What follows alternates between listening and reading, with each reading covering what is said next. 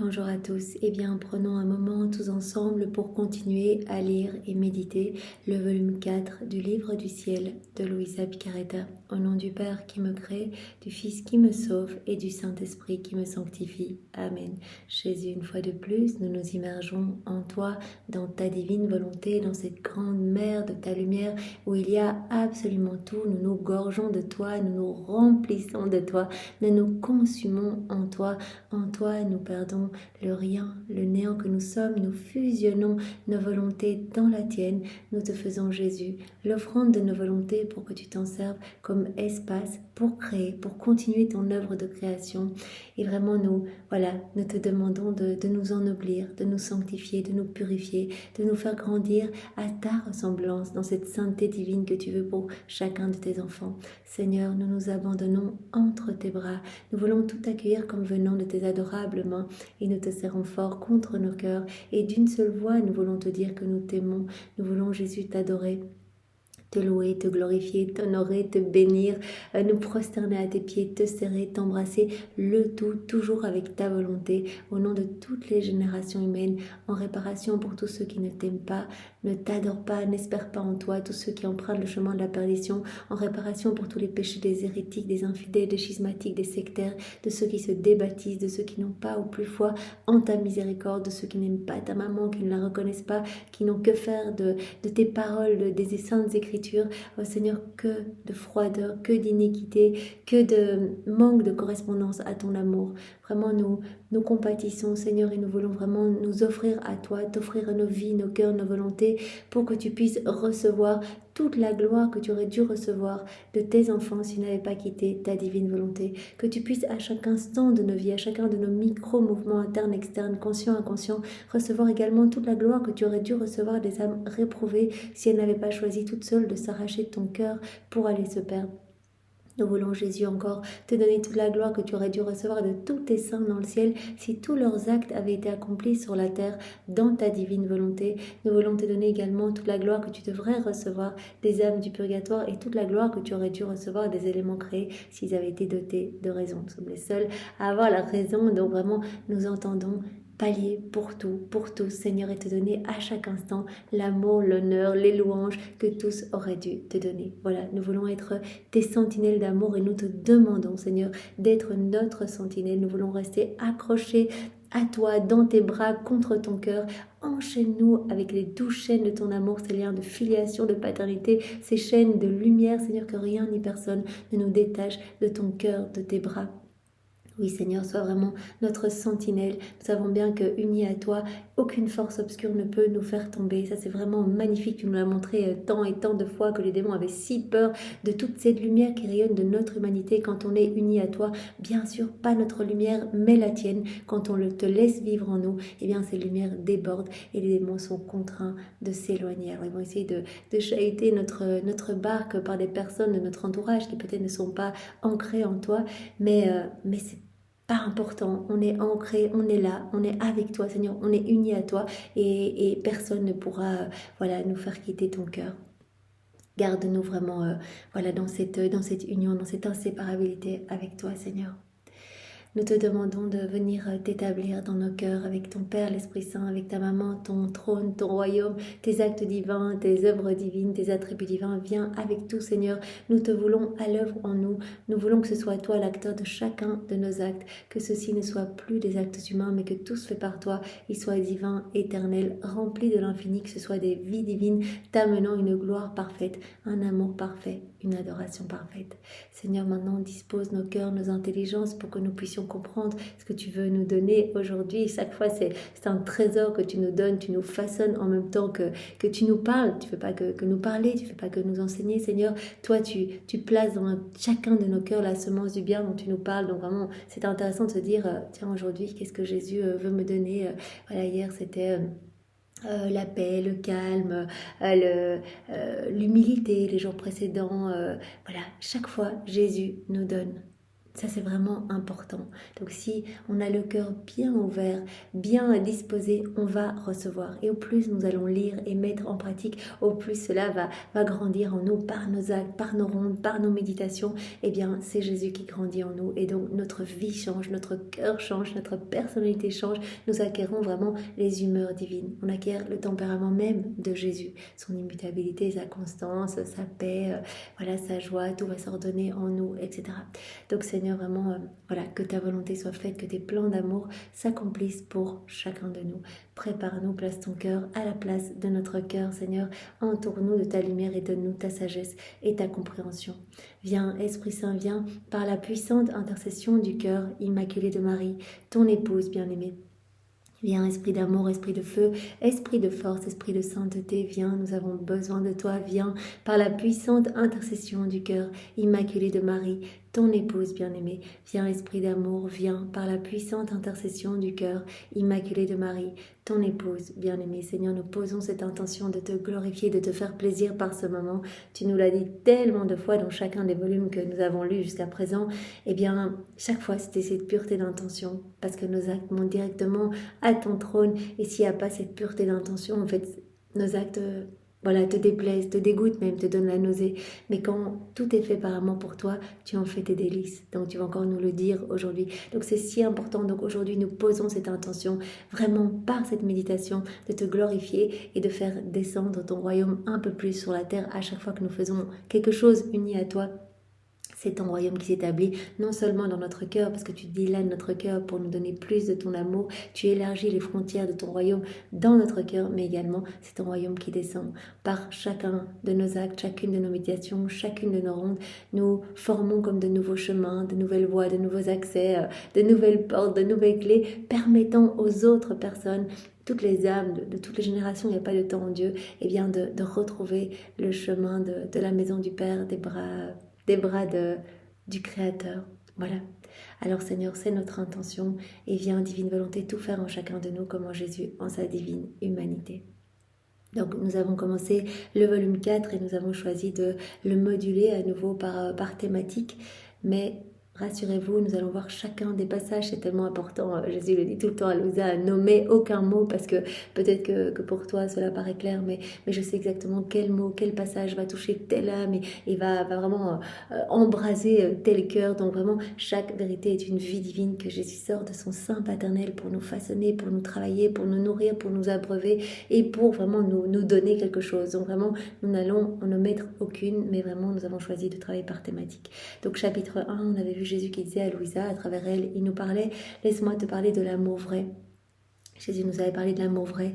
Il nous avait dit, voilà, l'amour vrai, il est nourri de l'espérance. Et voilà, l'espérance doit nourrir l'amour. Pour rappeler, dans les autres volumes, on avait vu la foi, l'espérance, la charité comme un feu. Le feu étant la charité, et la foi, l'espérance étant la lumière et la chaleur. Donc, il y a cette inséparabilité. Voilà, ils sont inséparables. Ces trois vertus théologales sont inséparables.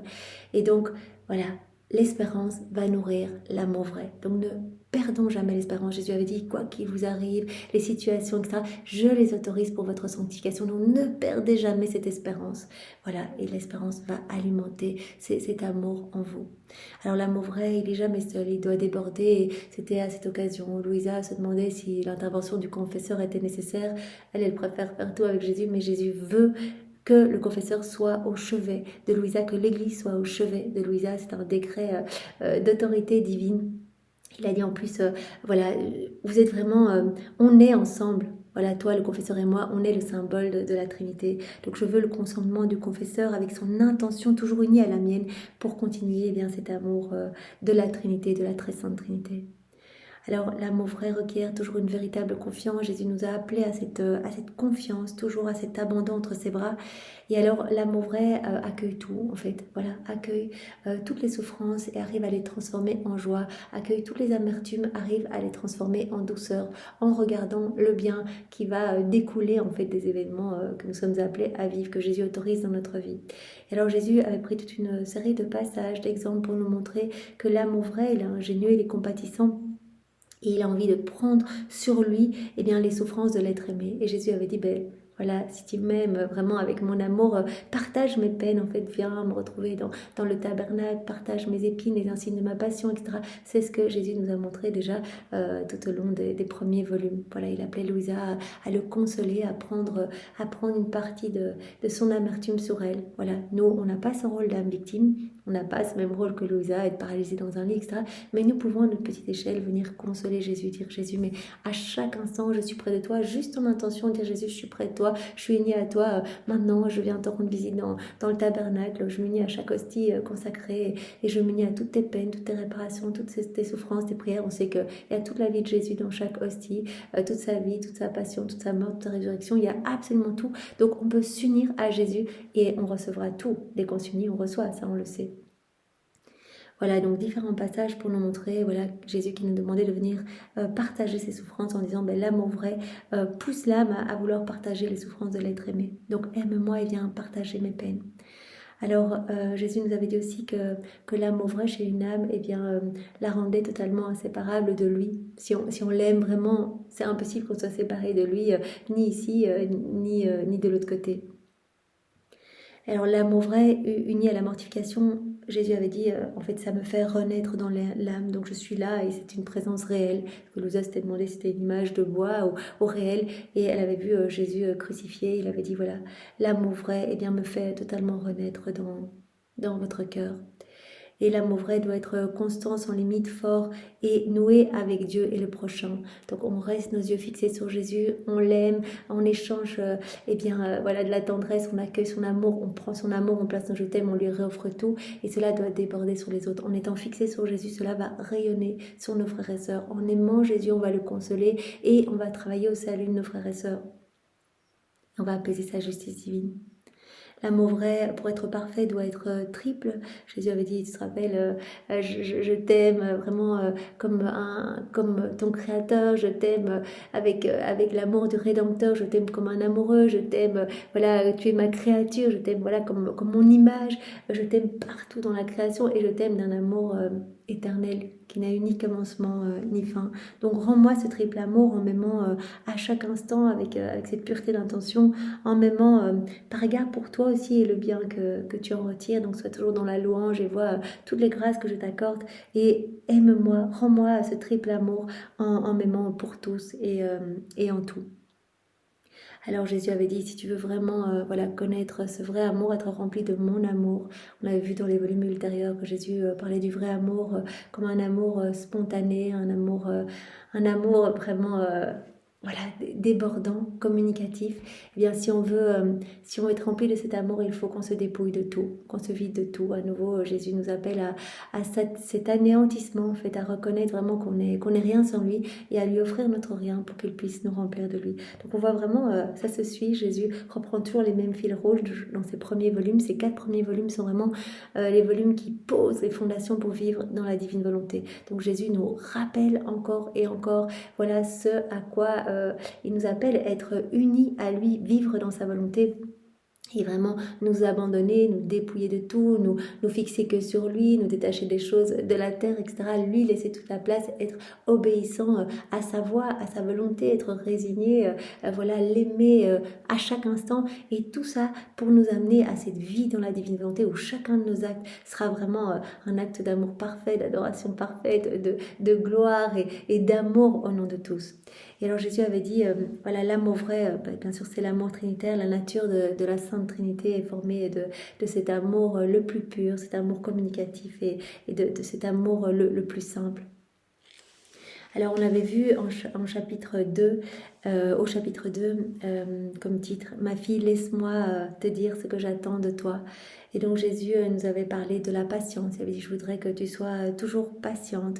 La patience, c'est vraiment la clé qui va pouvoir ouvrir tous les trésors des vertus.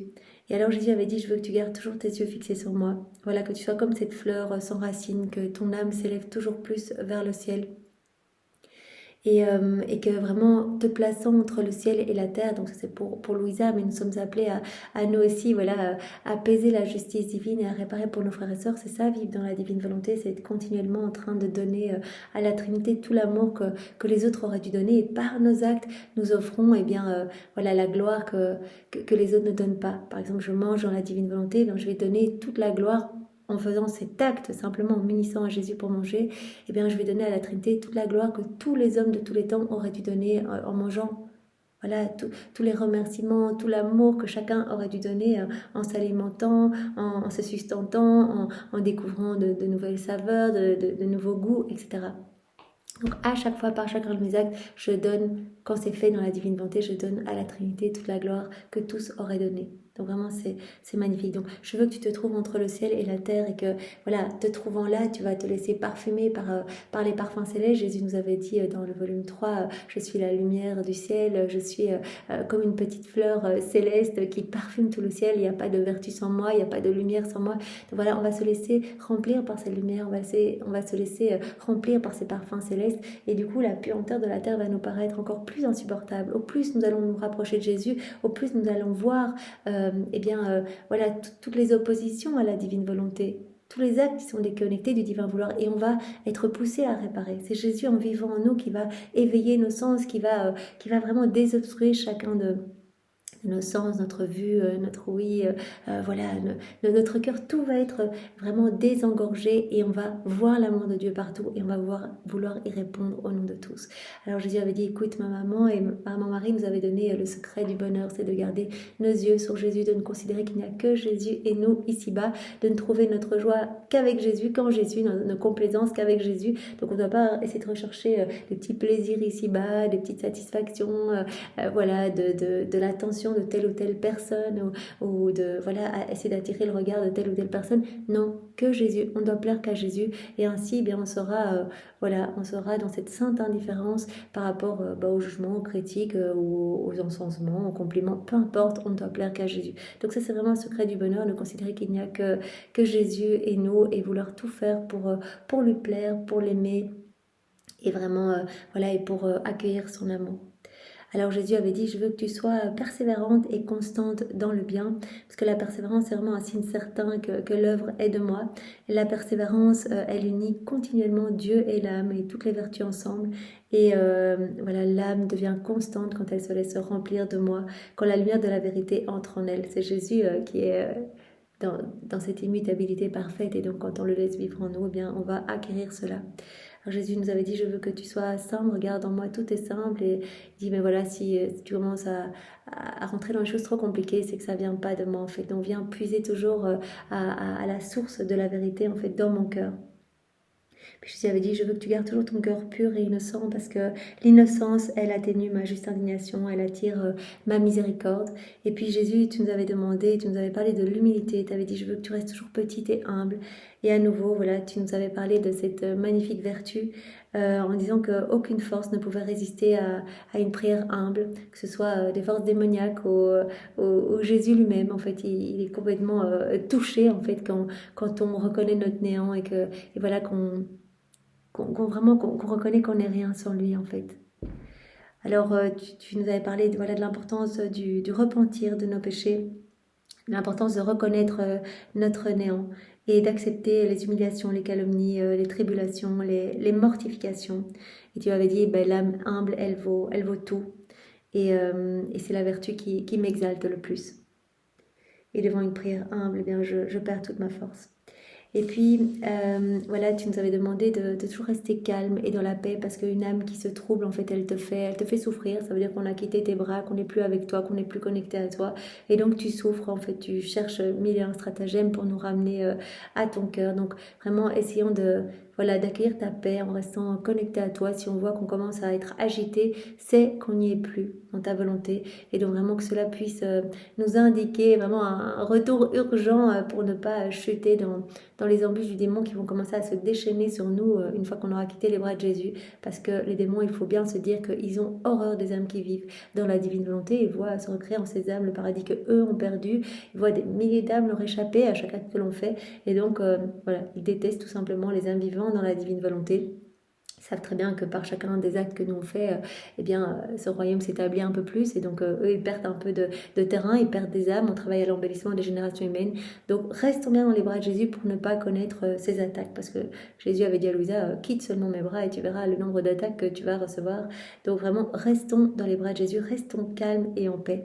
Donc vraiment Marie nous avait dit la première chose que tous devraient rechercher, c'est la paix. En fait, voilà, parce que je suis la paix, nous avait dit Jésus. Marie est la reine de la paix, donc recherchons à vraiment rester toujours unis à Jésus et Marie et nous connaîtrons cette paix profonde.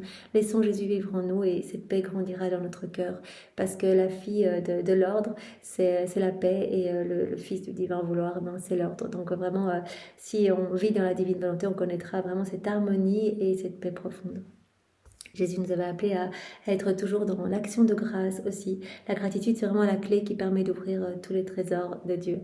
Ouais, c'est important, c'est tous des petits rappels en fait, de dire mais voilà, ne regarde pas ce qui t'arrive, accueille tout, remercie-moi, reste toujours uni à moi, pense toujours à me louer, à me bénir pour tout ce que j'opère en toi, tout est grâce. Si tu as envie, c'est un cadeau de ma part, j'ai choisi de te laisser cette nouvelle journée pour que tu puisses faire de nouvelles acquisitions divines, que tu puisses avoir une nouvelle chance de te rapprocher de moi, de grandir en intimité avec moi.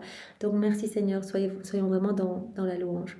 Alors nous allons voir aujourd'hui le point... toujours dans ce même chapitre, Jésus qui nous dit à travers Louisa, je veux que tu accueilles ma grâce. On avait déjà vu dans les volumes précédents, Jésus qui nous parlait de la grâce, il avait dit la grâce c'est une partie de moi et quand l'âme possède la grâce, en fait elle me possède et elle possède le paradis partout où elle va. Et Jésus nous avait parlé aussi de la correspondance à la grâce en nous disant... différents passages en nous disant voilà, je veux que tu m'accueilles toujours en fait, que tu accueilles toujours ma grâce, parce que voilà, une personne qui viendrait chez une autre personne qui serait pas accueillie, on lui offrirait même pas un verre, elle resterait devant la porte, elle aurait envie de partir de un et de ne plus jamais revenir. Et Jésus dit, moi c'est la même chose, la grâce est une partie de moi, en fait c'est ma lumière qui se déverse sur vous, je veux vous inonder, je veux vous embellir, accueille ma grâce. Voilà, accueille-moi. Et directement, Jésus avait même demandé à Louisa de répondre très vite à sa grâce.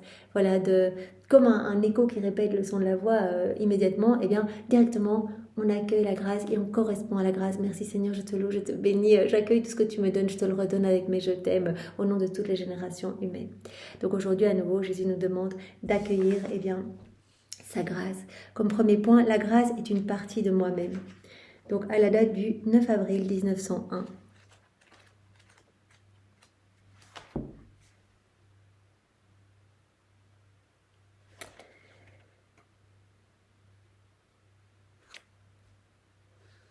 Oui.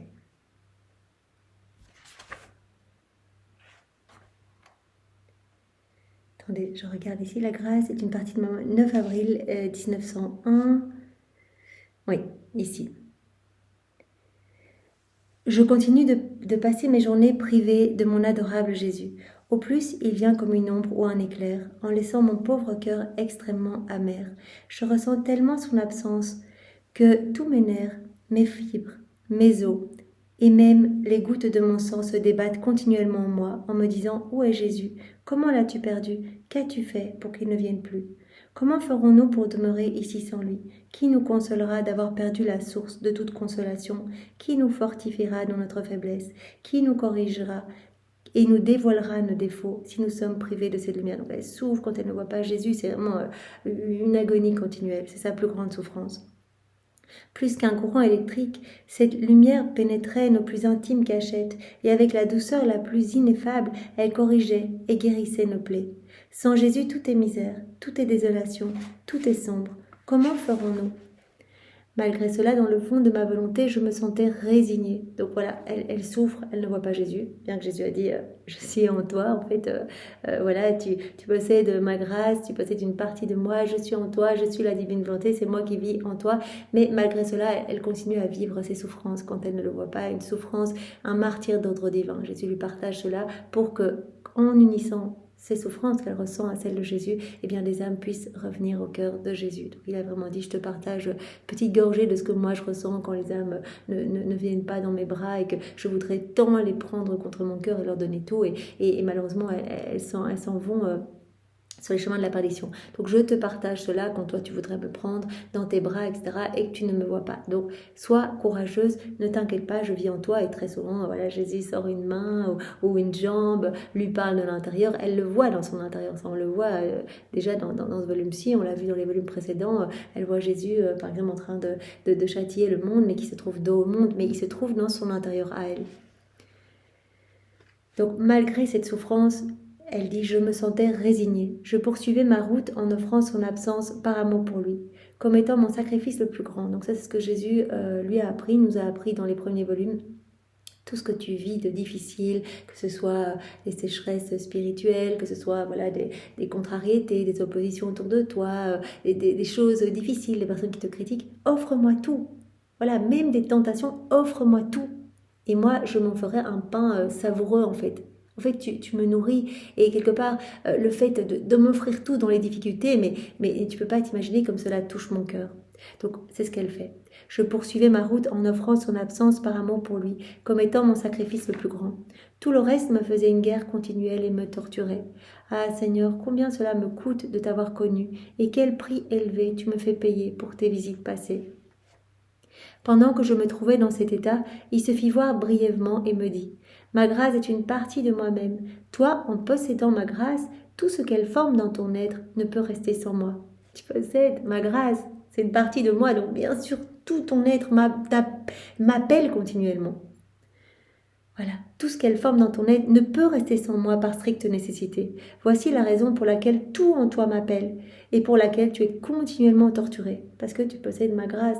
Donc tu es attiré par moi, tu veux tout le temps m'appeler. Étant imprégné et rempli d'une partie de moi-même, les âmes se trouvent en paix et sont contentes seulement quand elles me possèdent, non seulement en partie, mais totalement. Donc c'est parce que tu possèdes la grâce, que tu me recherches continuellement, que tu as besoin de moi. Une âme qui possède la grâce, elle trouvera la paix, et bien que quand elle me possédera totalement. Donc c'est à la date du 19 avril 1901. J'avais dit 9, mais c'est 19 avril 1901. Alors deuxième point, voici les différents signes qui permettent de reconnaître si la grâce réside dans une âme. À la date du 30 juin 1901. Me trouvant dans mon état habituel, mon très doux Jésus se fit voir brièvement, totalement fusionné en moi. Il me dit, ma fille, veux-tu savoir quels sont les signes permettant de reconnaître si l'âme possède ma grâce? Je répondis, Seigneur, fais comme il plaît à ta sainte volonté, ta sainte bonté. Il poursuivit, le premier signe, pour savoir si l'âme possède ma grâce, c'est que tout ce qu'elle peut entendre ou voir à l'extérieur d'elle et provenant de Dieu lui fait éprouver intérieurement une douceur et une suavité toute divine qui ne peuvent être comparables à rien d'humain ou de terrestre. Donc un signe pour savoir si une âme possède la grâce, c'est que dès qu'elle entend parler de Dieu, qu'elle entend voilà, des prières, etc., mais elle ressent une suavité dans son cœur incroyable, une douceur toute divine dans son intérieur. Il n'y a rien sur la terre qui peut égaler cette suavité qu'elle ressent. Il en est comme pour une mère qui simplement à la respiration ou à la voix de son enfant reconnaît en lui le fruit de ses entrailles, de ce qui l'a fait jubiler de joie. Il en est aussi comme pour deux amis intimes qui, à mesure qu'ils conversent ensemble, partagent mutuellement les mêmes sentiments, les mêmes intérêts, les mêmes joies et les mêmes afflictions.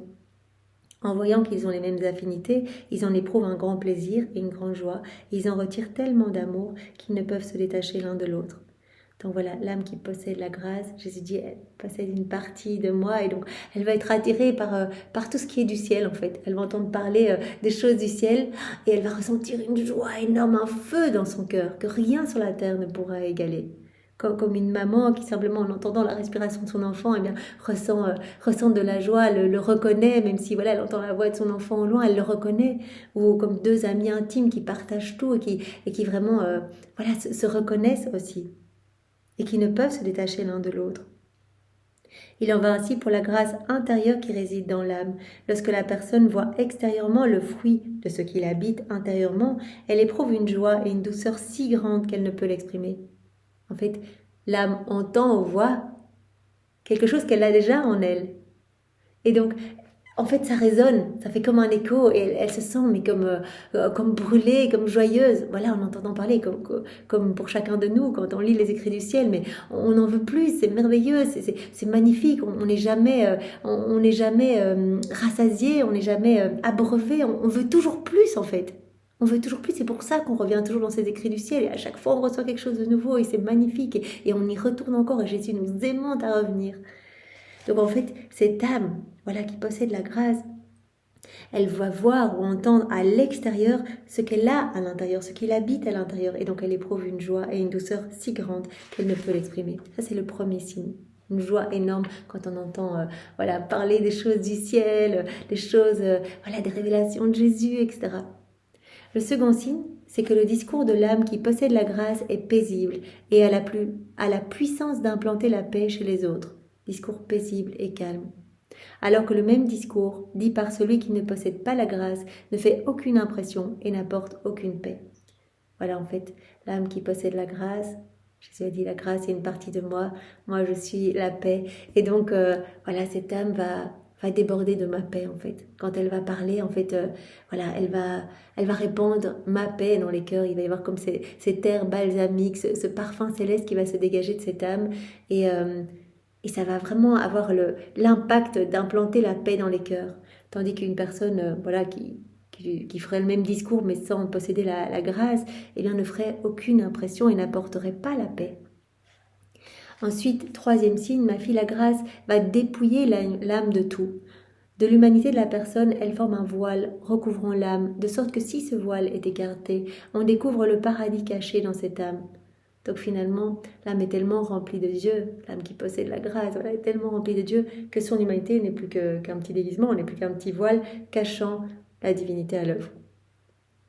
Il n'est donc pas étonnant de trouver dans cette âme la véritable humilité, l'obéissance et les autres vertus, puisqu'il ne reste rien d'autre de la personne qu'un simple voile.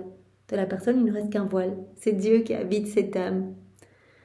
L'âme voit clairement qu'à l'intérieur d'elle, il y a uniquement la grâce qui agit et qui tient en ordre toutes les vertus. C'est la grâce qui agit et qui maintient tout en ordre, qui maintient en ordre toutes les vertus. La grâce permet à l'âme de demeurer dans une disposition continuelle d'ouverture à Dieu. Voilà. Pousse l'âme toujours plus à s'élancer vers son Créateur, la met dans une disposition continuelle d'ouverture à Dieu. C'est très beau. Donc comme premier point, la grâce est une partie de moi-même. Deuxième point, voici les signes qui permettent de reconnaître si la grâce réside dans une âme. Troisième point, l'âme qui possède la grâce, elle est puissante sur l'enfer, les hommes et sur Dieu lui-même. À la date du 3 août 1901.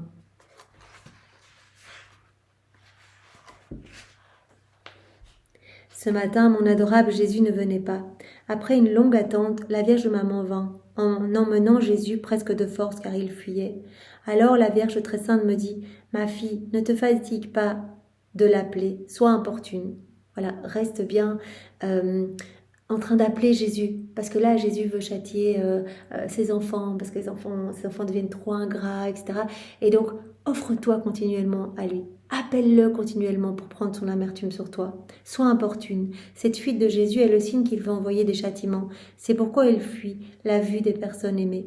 Toi, ne t'arrête pas, car l'âme qui possède la grâce est puissante sur l'enfer, sur les hommes et sur Dieu lui-même.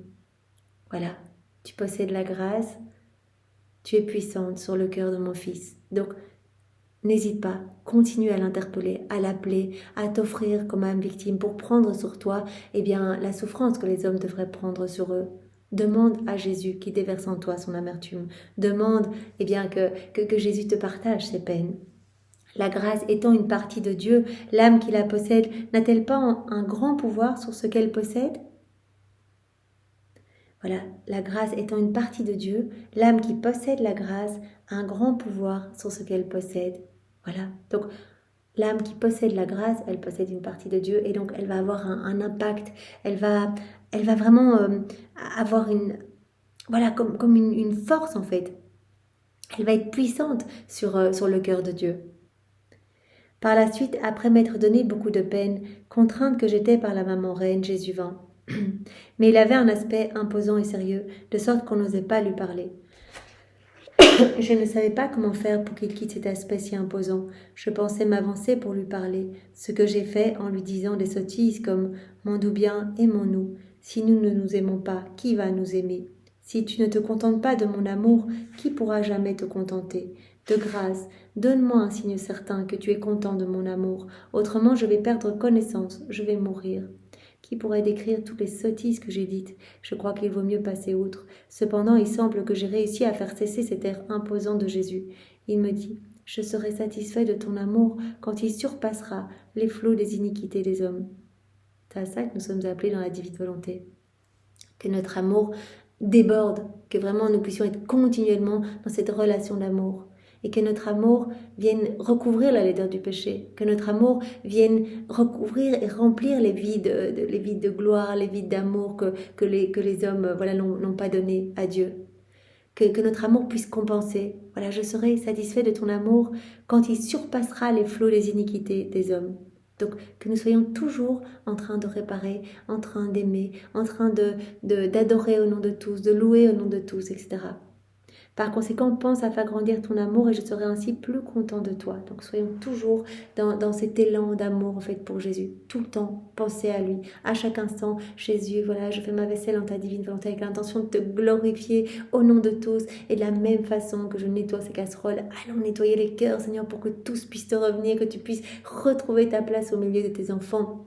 Seigneur, j'ouvre le frigo dans ta divine volonté. Eh bien, ouvrons la porte de chaque cœur pour que ta lumière puisse vraiment les remplir, la lumière de ta grâce, que tous puissent vraiment être émerveillés de ta splendeur, te reconnaître, Seigneur. Voilà, nous voulons te reconnaître au nom de tous. Donc, à chaque petit acte que nous faisons, pensons à réparer, pensons à louer, à bénir. Faisons tout avec cette intention de plaire à notre Seigneur et de lui ramener des âmes et cette intention, que son royaume s'établisse le plus vite possible ici-bas.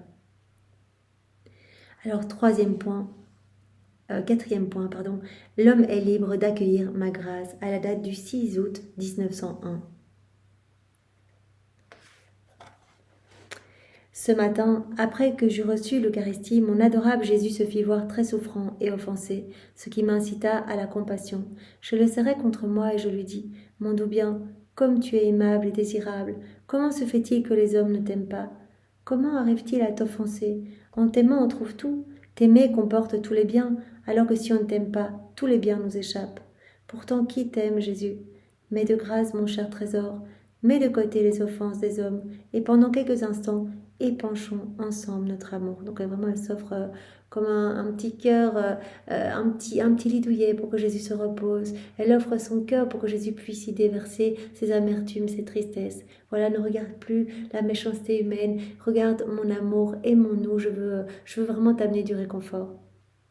Alors Jésus appela tous les membres de la cour céleste à être les spectateurs de notre amour. C'est mignon parce que dans tous les volumes, on voit vraiment que Jésus présente Louisa, mais comme un trophée en fait. Vraiment le triomphe de la divine volonté dans l'âme de Louisa. Et il est vraiment comme fier de Louisa, il la montre à toute la cour céleste, il montre cet amour magnifique qui vient de la terre, parce que tous les saints, les bienheureux sont dans la divine volonté, ils sont tous dans cet amour, ils sont tous en train de vraiment d'être dans cette joie céleste, d'accueillir l'amour de Dieu, de chanter, de louer, de bénir. Mais sur la terre, on a notre libre arbitre, on a le choix d'aimer ou non. Et donc vraiment, Jésus montre Louisa à tout le ciel en disant, voilà, sur la terre, elle m'a fait l'offrande de sa volonté. Regardez combien elle m'aime. Regardez combien elle s'offre pour le salut de ses frères et sœurs. Combien elle s'offre pour réparer et pour compenser toutes ces méchancetés humaines, pour consoler mon cœur. Et alors il dit à tous, tout l'amour du ciel ne me satisferait pas si ton amour n'y était pas uni, surtout du fait que cet amour céleste est ma possession, que personne ne peut m'enlever. Voilà, dans le ciel, c'est un amour qui est acquis. Tous ceux qui sont, qui sont dans le ciel, ils sont dans la divine volonté. Donc même les âmes du purgatoire sont déjà des âmes saintes. Elles l'ont dit à Louisa dans un passage qu'on a vu dans le volume 3, l'âme du purgatoire qui avait dit, mais nous on vit comme dans un autre corps, on ne peut même pas bouger un cil sans l'autorisation de Dieu, donc on est complètement immergé dans la divine volonté. Donc c'est un amour qui est déjà acquis dans le ciel. Mais sur la terre, l'homme a vraiment cette liberté. On est libre d'accueillir la grâce ou de la rejeter. Et donc ça, Jésus dit, mais quand une âme accueille ma grâce, qu'elle se laisse remplir par ma lumière, qu'elle se laisse transformer, qu'elle répond à mon amour, mais cela m'amène une joie énorme. Si ton amour n'était pas uni, tout l'amour du ciel ne me satisferait pas. Si ton amour n'était pas uni. Surtout du fait que cet amour céleste est ma possession que personne ne peut m'enlever, alors que l'amour de ceux qui cheminent sur cette terre est comme une possession dont je suis en train de faire l'acquisition. Puisque ma grâce est une partie de moi-même et que mon être est extrêmement actif, quand la grâce coule pour entrer dans les cœurs, les âmes en route peuvent en faire leur commerce, ce qui accroît ses propriétés. Les âmes sur la terre, elles peuvent accueillir cette lumière de la grâce, elles peuvent en faire leur commerce, comme Jésus dit. Elles sont libres d'accueillir ou non. Quand elles accueillent, mais c'est merveilleux. Et Jésus dit, alors je peux prendre possession de ces âmes, je peux les remplir de mon amour, elles répondent à mon amour et elles deviennent des réceptacles de mon amour. Elles sont importantes pour moi parce que je peux épancher mon amour dans ces âmes. Mais elles ont cette liberté. Donc l'homme peut accueillir ma grâce et peut m'aimer, peut répondre à mon amour, mais il est libre. Voilà, s'il accueille ma grâce, bien j'en fais mes délices. Donc les âmes en route peuvent faire le commerce de la lumière de ma grâce, ce qui accroît alors ses propriétés. Les âmes qui accueillent la grâce, elles vont recevoir de plus en plus. J'en éprouve un tel délice que si cela devait me manquer, j'en serais très amère. Voilà pourquoi sans ton amour, tout l'amour du ciel me satisferait à peine. Donc en fait, j'ai tellement de joie quand une âme accueille ma grâce, quand une âme m'aime, alors qu'elle est encore sur la terre. Toi, sache bien faire bon commerce de mon amour, afin que, en m'aimant en tout, tu me rendes heureux et satisfait. Qui pourrait dire combien je fus stupéfiée d'entendre cela, combien de choses j'ai comprises au sujet de l'amour, mais ma langue ne fait que balbutier, et c'est pourquoi je m'arrête ici. Donc on a vu ce point 9, Jésus qui dit je veux que tu accueilles ma grâce comme point 1. La grâce bien sûr c'est moi-même, c'est une partie de moi. En point 2, voilà tous les signes pour reconnaître si la grâce réside dans une âme. Alors voilà, elle va se réjouir en entendant parler des choses du ciel. Son langage va être vraiment posé et va vraiment réussir à implanter la paix chez ceux qui l'écoutent. Et cette âme va être dépouillée de tout en fait, elle va se détacher de tout et voilà, elle n'aimera que moi.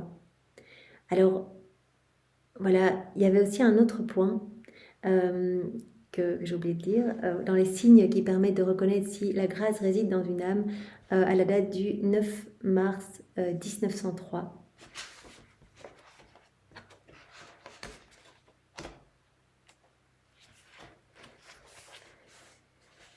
Jésus se fit voir de nouveau et me dit, « Ma fille, si un corps est vivant, on peut dire que cela se reconnaît par la chaleur intérieure continuelle qu'il génère.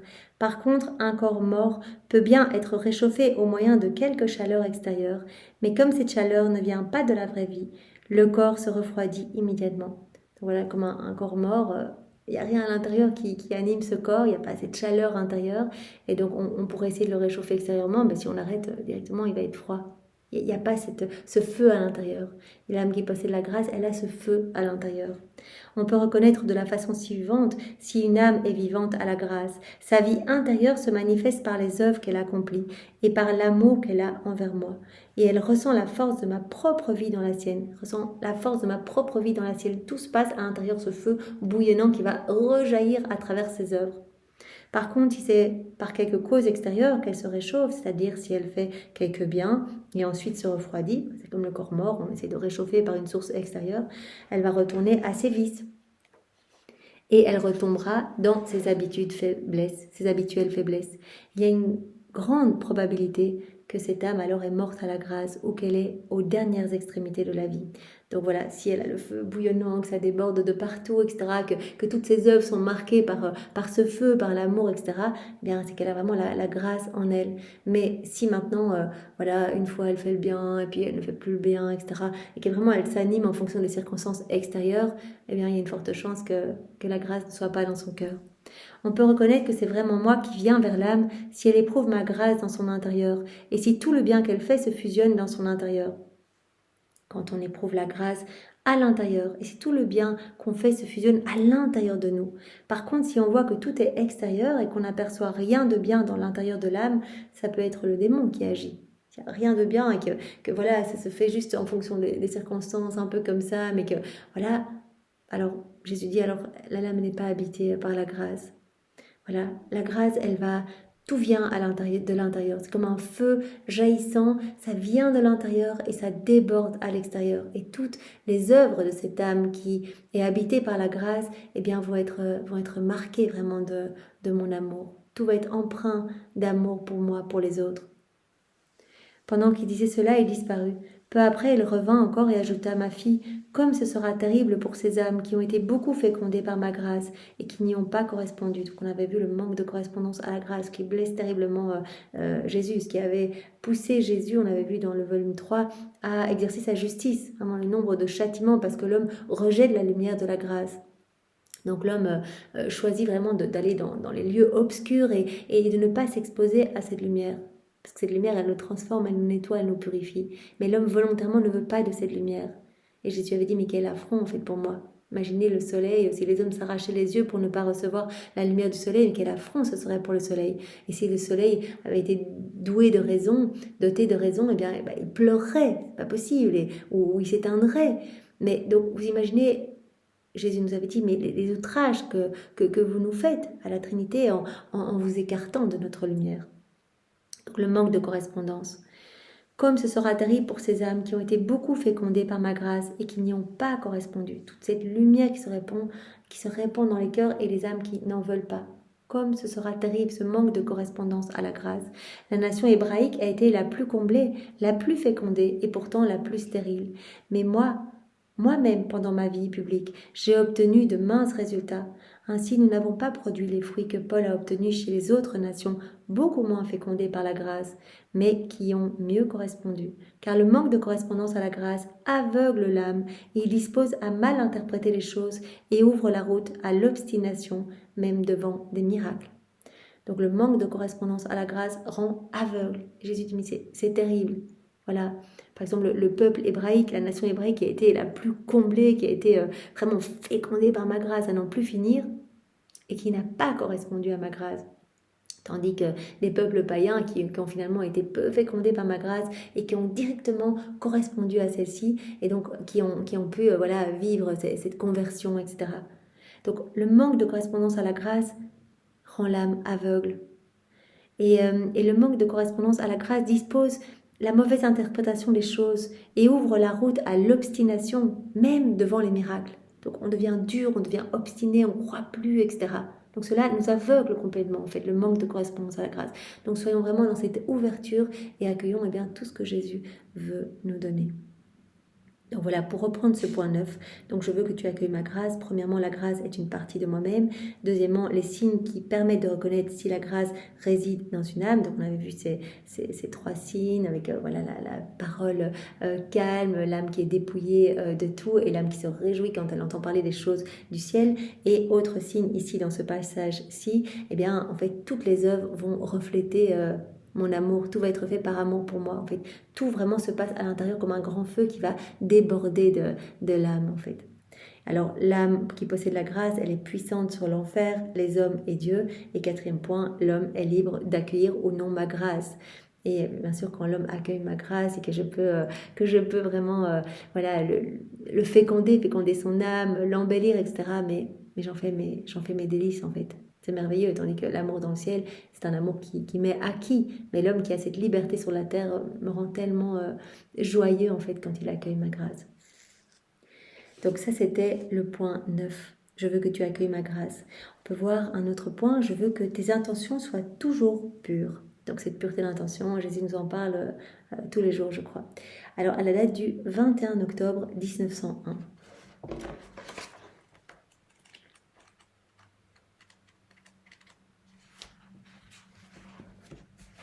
Ce matin, Jésus béni est venu. Il me sembla qu'il faisait un cercle avec ses bras, comme pour m'y enfermer. Pendant qu'il m'étreignait, il me dit « Ma fille, quand l'âme fait tout pour moi, tout reste enfermé à l'intérieur de ce cercle. Rien ne sort à l'extérieur, pas même un soupir, un battement de cœur ou un quelconque mouvement. » Il fait un cercle avec ses bras pour encercler Louisa et il dit « En fait, tout ce qui est fait par amour pour moi, ça rentre dans ce cercle en fait. Rien n'est perdu. » même un battement de cœur, etc. Voilà, Seigneur, que chaque battement de cœur soit un hymne d'amour pour toi, chaque battement de cils, où je fais voilà, cette petite activité, je fais cette montagne de vaisselle par amour pour toi, rien n'est perdu. Tout va toucher le cœur de Dieu. Dieu s'en fait vraiment un festin, en fait. Ce sont ses délices, ces actes accomplis par amour pour lui. Rien ne sort à l'extérieur, pas même un soupir, un battement de cœur ou un quelconque mouvement. Tout entre en moi, nous dit Jésus, et en moi tout est compilé. Tout ce qui est fait par amour pour moi, ça entre en moi. En récompense, je ramène tout dans l'âme, mais redoublé de grâce. Donc tout ce qui est fait par amour pour moi, j'accueille ça comme des offrandes d'amour, des sacrifices d'amour. Tout rentre en moi et je redouble de cadeaux et de grâce, en fait. Voilà, tout est compilé en moi et je redouble d'amour pour cette âme. L'âme, en déversant cela de nouveau en moi et moi de nouveau en elle, en vient à acquérir un capital surprenant de grâce. Voilà, il y a cette harmonie d'amour, ce flux et reflux d'amour, cette danse d'amour. Voilà, donc on reçoit, on donne à Dieu. Voilà, tout ce qu'on fait par amour, ça rentre dans le cœur de Jésus et dit voilà, tout est compilé en moi et moi je redouble de grâce. L'âme, elle accueille ses grâces, elle est heureuse, elle ajoute ses je t'aime, elle me réoffre tout et moi je suis touchée par ce retour d'amour et je redouble encore et donc l'âme, eh bien, arrive à accumuler, à acquérir un capital surprenant de grâce. Et tout cela fait mes délices, donner à la créature ce qu'elle m'a donné, comme si cela était sien, en y ajoutant toujours du mien. Donc Dieu ne se laisse jamais vaincre en amour, il donne toujours plus. On lui donne un petit peu d'amour, il redouble encore d'amour pour nous. C'est pour cela que dans la divine volonté, quand on donne Dieu à Dieu, c'est ça qu'on fait. Par chacun de nos actes, on les laisse faire en nous. Donc on donne du parfait, on donne du divin à Dieu. Et chaque fois, Jésus redouble encore. Donc c'est magnifique aussi. On fait une ronde dans l'œuvre de la rédemption. On est avec Jésus, on s'unit à lui dans ses peines, ses souffrances, tout au long de sa vie, les contrariétés, etc. qu'il a vécu. On est avec lui.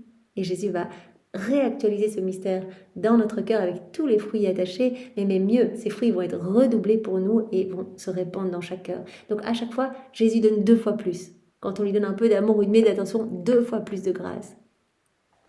Celui qui par ingratitude empêche que je lui donne ce que je veux me prive de mes innocents plaisirs. Celui qui n'agit pas pour moi, tout ce qu'il fait sort de mon cercle et est dispersé comme de la poussière emportée par un vent violent.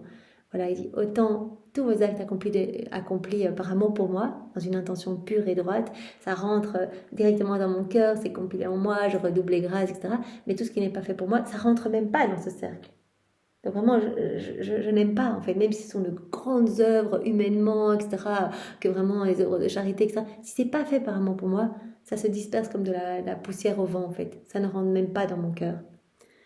Ça sort de mon cercle et c'est dispersé comme de la poussière emportée par un vent violent. Donc l'importance de faire tout par amour pour Jésus.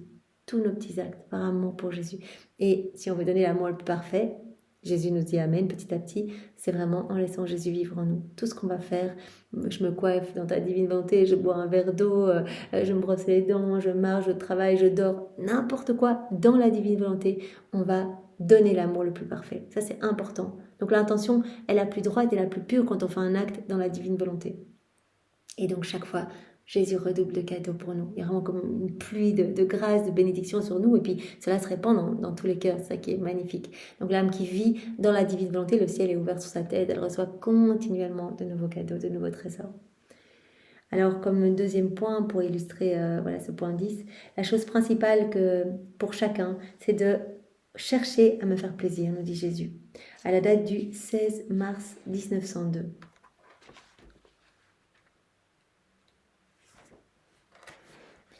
Oh, comme il faut se donner de la peine pour faire venir Jésus pour quelque temps. C'est un continuel crève-cœur et une crainte.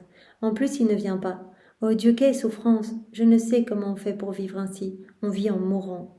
Jésus se fit voir brièvement dans un état pitoyable, avec un bras coupé. Tout affligé, il me dit, ma fille, vois-tu ce que les créatures me font? Comment veux-tu que je ne les châtie pas? Pendant qu'il disait cela, il me sembla qu'il prenait une croix élevée.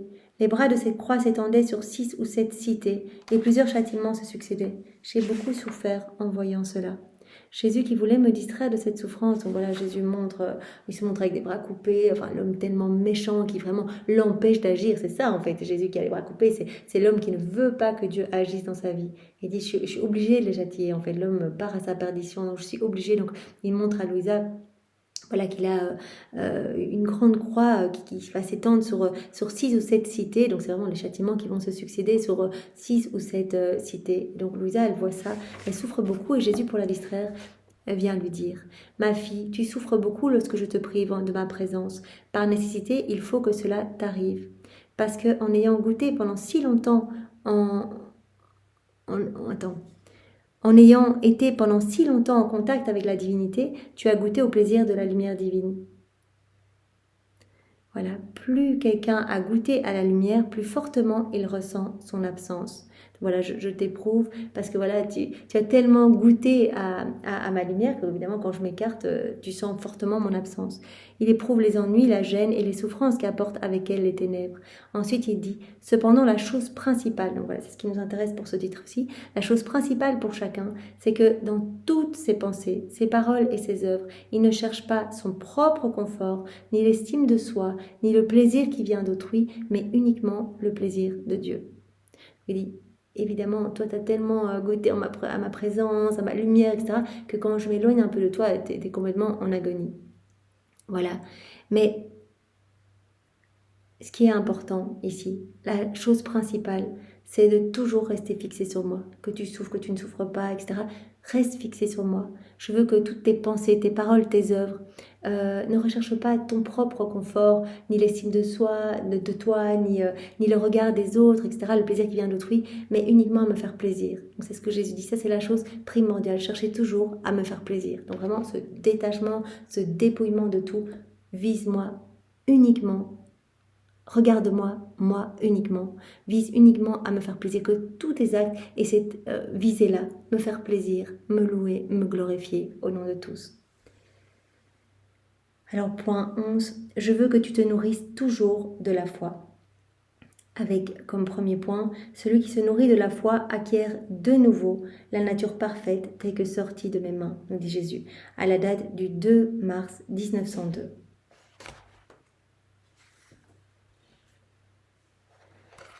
Ce matin, je me sentais toute préoccupée en pensant que le Seigneur voulait de nouveau me priver de sa présence et par conséquent m'enlever mes souffrances. J'éprouvais aussi un peu de méfiance. Après l'avoir attendu longtemps, dès qu'il est venu, il m'a dit: ma fille, celui qui se nourrit de la foi acquiert la vie divine, et en acquérant la vie divine, il détruit l'humain. Voilà. Celui qui se nourrit de la foi va acquérir cette vie divine. Et donc, tout ce qu'il y a d'humain en lui va disparaître. En d'autres mots, il détruit, donc par la foi, il détruit en lui les germes qu'a produit le péché originel.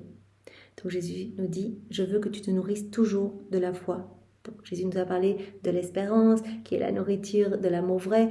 Il va nous parler demain de la charité. Aujourd'hui, il dit: voilà, la foi, c'est important. Je veux que tu sois toujours nourri de la foi. La foi va détruire en toi ce qu'il y a d'humain. La foi va détruire en toi les germes produits par le péché originel. Il acquiert de nouveau la nature parfaite, l'homme qui se nourrit de la foi, cette nature parfaite telle qu'elle est sortie de mes mains, semblable à moi. Par la foi, nous sommes totalement purifiés. On va réacquérir cette nature parfaite comme quand nous sommes sortis des mains de Dieu. L'homme qui se nourrit de la foi en vient à surpasser en noblesse la nature angélique elle-même. Cela dit, il disparut. L'homme qui se nourrit de la foi en vient même à surpasser la nature angélique, la nature des anges elle-même. C'est incroyable. Donc cela va vraiment nous décaper. Donc vraiment nous pouvons demander à Jésus, voilà, de prendre toute la place en nous. Il a dit dans le volume 3, je suis la foi, je suis l'espérance, je suis la charité. Donc au plus on va s'unir à Jésus, au plus cette foi va être vibrante. On va vraiment être... Parce qu'on avance dans la foi, dans la divine volonté. On ne voit pas ce qui se passe au niveau spirituel. On ne voit pas toutes les âmes qui sont sauvées par chaque acte que l'on fait. On le verra dans le ciel. Jésus nous dit à chaque acte, c'est un soleil. Tous les saints viennent se déverser dans votre acte. La Vierge Marie, la Trinité elle-même se reproduit dans chacun de vos actes, etc. Chacun de vos actes est une vie divine. Nous, on est en train de se brosser les dents. On se dit, mais c'est une vie divine. Il faut avancer dans la foi. Donc Jésus dit, l'homme qui se nourrit de la foi va me permettre vraiment de le décaper, en fait, de le nettoyer, va acquérir de nouveau cette nature parfaite telle qu'elle est sortie de mes mains. Donc il va grandir à ma ressemblance. Donc voilà, plus de Jésus, moins de nous. Voilà, que Jésus puisse prendre toute la place en nous et vraiment que nous puissions être embrasés de cette foi. On peut dire, voilà, viens, divine volonté, donne-nous vraiment la foi, l'espérance et la charité de Marie. Alors comme deuxième point, la foi allume une lumière dans l'esprit, à la date du 9 janvier 1903.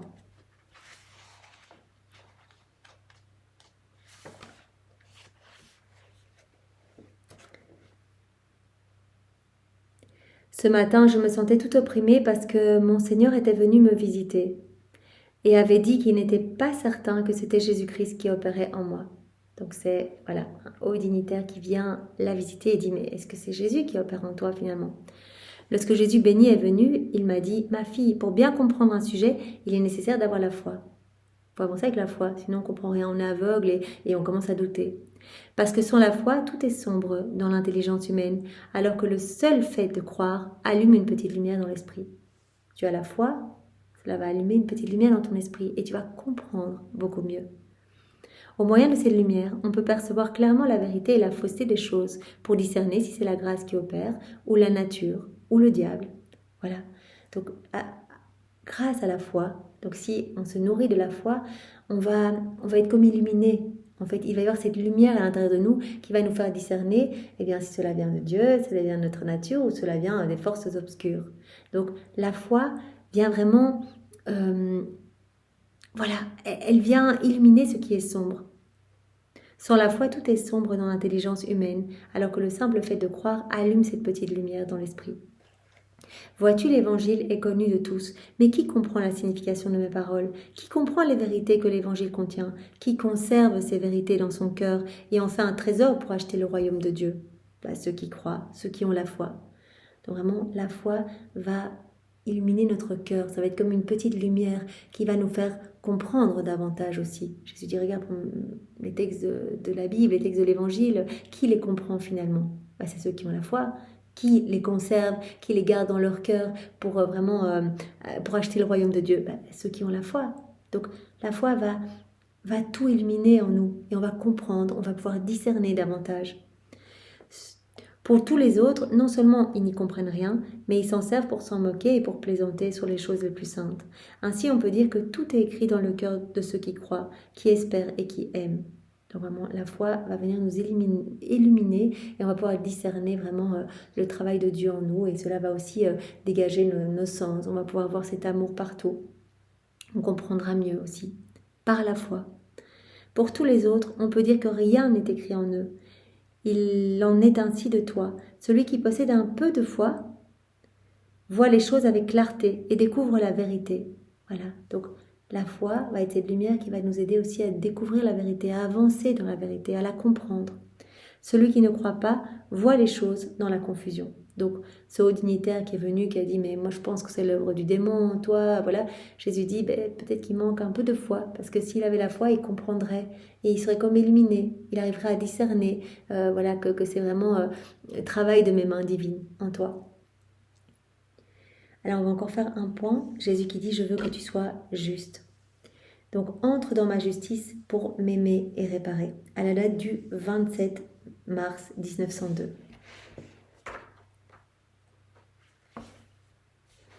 Me trouvant hors de mon corps, je me suis mise à la recherche de mon très doux Jésus, et pendant que je me déplaçais, je l'ai aperçu dans les bras de la Reine-Mère. Comme il était fatigué, pleine de hardiesse, je l'ai presque arraché des bras de sa maman, et je l'ai pris dans mes bras en lui disant « Mon amour, c'est cela ta promesse, de ne pas m'abandonner, alors que dans les jours passés tu es venu très peu, ou même pas du tout ?»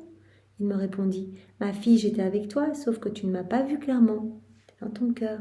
D'ailleurs, si tes désirs avaient été assez ardents pour pouvoir brûler le voile qui t'empêchait de me voir, tu m'aurais certainement vu. À nouveau, Jésus dit, je suis en toi, ma fille, je suis là. Vraiment, brûle davantage de désirs et cela va brûler ce voile qui me cache, mais je suis toujours en toi. Ensuite, comme pour me faire une exhortation, il ajouta, non seulement tu dois être droite, mais aussi tu dois être juste. Donc, cette exhortation à être juste et droit. Entre dans la justice pour m'aimer, me louer, me glorifier, me rendre grâce, me bénir, me faire des réparations, m'adorer, non seulement pour toi-même, mais pour toutes les autres créatures. Donc là, Jésus demande à Louisa, il nous demande à nous, sois juste, regarde, je donne tout, mon amour bombarde tous mes enfants. Vous êtes inondés de mes je t'aime. Si vous voyiez tout cet amour, vous en mourriez de joie. Donc à chaque instant, c'est des milliards de je t'aime, de je vous aime que je vous envoie. Et l'homme ne répond pas à mon amour. Donc rentre dans ma justice et sois juste. Répare. Donne-moi toute cette gloire que les hommes auraient dû me donner. Donne-moi toutes ces bénédictions. Donne-moi toutes ces louanges. Donne-moi tout cet amour que les hommes ne me donnent pas. Ce sont les redevances de la justice que j'exige de chaque créature et qui me reviennent en tant que créateur. Celui qui me refuse une seule de ces choses ne peut pas se dire juste. Voilà. Être juste, c'est répondre à cet amour. On est inondé d'amour. Être droit et juste, c'est dire Seigneur, je suis rien, tu es tout. Je réponds à ton amour, je t'offre ma vie. Je veux que chaque seconde, chaque battement de mes cils soit une offrande, un sacrifice d'amour pour répondre au tien, Seigneur. Toi qui m'aimes tant. Comme Louisa qui se sent si souvent mauvaise, on l'a vu dans les volumes précédents, où elle disait mais je suis cativa en fait Seigneur, ça va pas du tout. C'est pas par rapport au péché, parce qu'elle était libérée du péché véniel volontaire, mais c'est par rapport à la grandeur de Dieu. Face à tant d'amour, elle se rend compte de sa petitesse, elle se rend compte qu'elle est en fait assez ingrate, qu'elle n'est pas tout le temps en train de remercier. Et pourtant Louisa du matin au soir et du soir au matin, elle est en train de faire ses rondes, en train de louer, en train de bénir, etc. Jésus dit voilà, quiconque veut être juste doit répondre à mon amour. Donc rentre dans ma justice et réponds à mon amour et fais-le au nom de tous ceux qui ne le font pas. Viens me bénir, viens me louer, viens me glorifier au nom de tous. Ce sont les redevances de la justice que j'exige de chaque créature et qui me reviennent en tant que créateur. C'est ce que Jésus a fait tout au long de sa vie. Il est venu avant tout pour donner à son Père ce que les hommes ne lui avaient pas donné. Donc voilà, Jésus qui vraiment donnait à son Père les remerciements que tous ne lui donnaient pas. Et il l'a fait tout au long de sa vie. Et Jésus veut continuer sa vie en nous. Il veut que nos corps soient comme des humanités de surcroît pour lui, des extensions de son humanité. Donc en continuant sa vie en nous, il veut que nous fassions de même, que nous soyons justes. En le laissant vivre en nous, cela va se faire naturellement, un acte en appelant un autre, une ronde en appelant une autre, etc. Donc en le laissant vivre en nous, on va acquérir cette justice en fait. C'est juste qu'il y a un retour d'amour. C'est normal qu'il y ait un retour d'amour. Mais l'homme ne le voit pas parce qu'il est complètement obstrué, il est complètement aveuglé par Satan, par ses pièges, par les tentations, etc. Et donc voilà, si nous voulons être justes, et Jésus nous y appelle, rentrons dans la justice de Dieu et offrons-lui de l'amour au nom de tous et de la réparation. Celui qui me refuse une seule de ces choses ne peut pas se dire juste. Pense donc à accomplir ton devoir de justice. Dans la justice, tu trouveras le commencement et l'aboutissement de la sainteté. Dans la justice, tu trouveras le commencement et l'aboutissement de la sainteté. Voilà, je vous propose de nous arrêter ici pour aujourd'hui. Donc, nous avons vu différents points. On en a vu 4 aujourd'hui. Premier, Jésus qui nous a demandé d'accueillir sa grâce. Il a dit, la grâce est une partie de moi. Donc, c'est normal que tu ressentes tout le temps le besoin que je sois près de toi parce que je suis en toi. Et donc, tu veux me posséder totalement. Et puis Jésus a dit, voilà, il y a différents signes qui manifestent qu'une âme possède la grâce, qu'elle est vivante à la grâce. Voilà, si elle ressent de la joie quand elle entend parler des choses du ciel, puisque à l'intérieur, elle me possède en partie, elle possède la grâce. Donc ça va résonner en fait. Quand quelque chose aura trait aux choses du ciel, eh bien cela va directement l'enivrer en fait de douce joie qu'elle ne trouvera jamais dans le monde. Et puis elle sera dépouillée de tout et son langage sera calme. En fait, ce sera moi qui utiliserai sa bouche et donc voilà, son langage pourra infuser la paix partout. Autre signe, eh bien comme un corps mort, en fait, on ne sait plus le réchauffer. On peut essayer de le réchauffer par des couvertures, etc.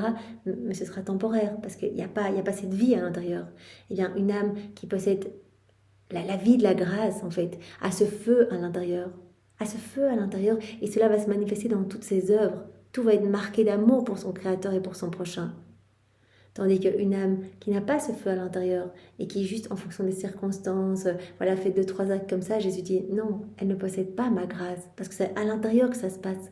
C'est un feu brûlant, c'est une partie de moi en cette âme. Alors Jésus nous a dit aussi, l'âme qui possède la grâce, elle est vraiment puissante sur l'enfer, sur les hommes et sur moi-même. En fait, elle me touche. Voilà, je ne peux rien refuser à cette âme puisque je me vois dans cette âme en fait. Je vois comme un autre moi qui me supplie. Et l'homme est bien sûr libre d'accueillir ma grâce. Et combien cela me fait plaisir quand l'homme y répond et correspond à ma grâce, accueille ma lumière, se laisse transformer, m'accueille dans son cœur et répond continuellement à mon amour. Alors on a vu, je veux que tes intentions soient toujours pures, donc je fais mes délices de tout ce qui est fait par amour pour moi. Et la chose principale pour chacun, c'est toujours de rechercher à me faire plaisir. Alors on a vu comme point 11, je veux que tu te nourrisses toujours de la foi, parce que celui qui se nourrit de la foi, il va acquérir de nouveau la nature parfaite telle que sortie de mes mains. Voilà. Et la foi allume cette lumière dans l'esprit. Cela va vous permettre vraiment de comprendre les choses. Et je veux que tu sois juste. Donc vraiment que tu rentres dans ma justice et que tu répondes à mon amour. Ça, c'est être juste. Si tu fais pas cela, tu n'es pas vraiment juste et droite. Donc tous ceux qui veulent être justes, rentrez dans ma justice et offrez-moi un retour de gloire, un retour d'honneur, un retour de louange, un retour de gratitude au nom de tous ceux qui ne le font pas. Et bien voilà, nous nous arrêtons ici pour aujourd'hui. Merci Seigneur pour ces beaux enseignements que tu nous as à nouveau donnés à travers la personne de Louisa. Sois bénie. Pour te remercier, eh bien nous t'offrons le cœur de Maman Marie, nous t'offrons sa maternité, son immaculée conception, ses baisers, ses caresses, nous t'enveloppons dans son manteau céleste. Nous t'offrons bien sûr l'amour de ton Père, l'amour de l'Esprit Saint, votre amour trinitaire. Nous t'offrons ton propre amour, voilà que tu as répandu partout dans la création, dans l'œuvre de la rédemption, dans chaque sacrement. Nous t'offrons tous tes attributs divins, Seigneur. Voilà, nous les faisons nôtres, puisque tout nous appartient dans ta volonté. Nous te les redonnons continuellement à chacun de nos mouvements. Nous t'offrons également tous les actes d'amour de tous les saints, de tous les temps, que nous refaisons dans ta divine volonté pour te donner une gloire parfaite. Nous t'offrons tous les actes accomplis dans ta volonté par Adam dans son état d'innocence, par Maman Marie, la totalité de ses actes, tous ces soleils magnifiques, et par Louisa. Et Seigneur, voilà, nous voulons te bénir éternellement au nom de tous et chacun. Et nous voulons être droits et justes, être continuellement ces âmes qui réparent pour toi, Seigneur, dans ta justice, t'offrir ce à quoi tu as droit, Seigneur, l'amour, l'honneur, les adorations, les bénédictions. C'est toi notre roi, Seigneur. Sois béni, Seigneur, au nom du Père et du Fils et du Saint-Esprit. Amen. Passez une belle journée. Soyez tous bénis. Au revoir.